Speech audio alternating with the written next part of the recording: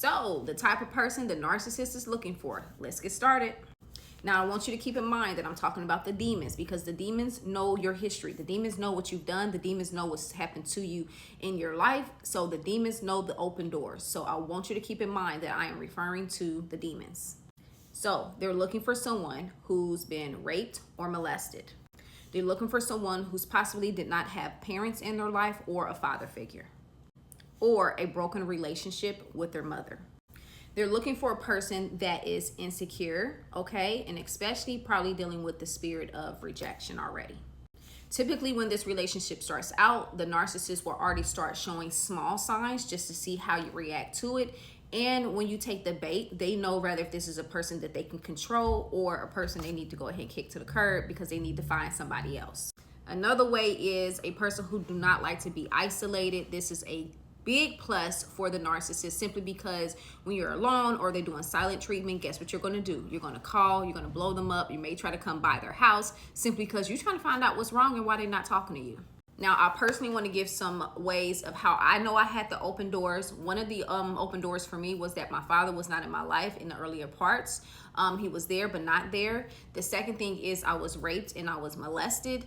Another thing that took place for me was I was insecure, and also I did not know who I was as a person, and I was pretty gullible.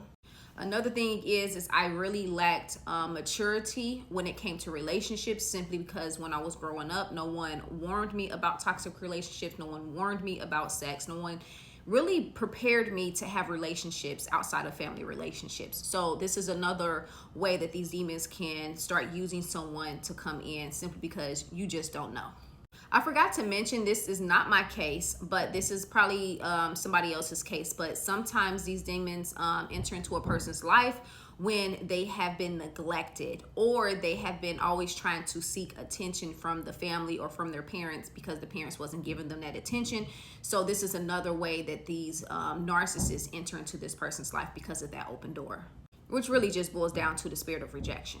Now, typically, after you have been through one narcissistic relationship and you have finally left this narcissist, another one, like I mentioned in that first video, comes along the way. But the demons know that you already got away the first time, so they increase on, I guess it kind of sounds crazy, but really the demons have higher rankings that's in that second person.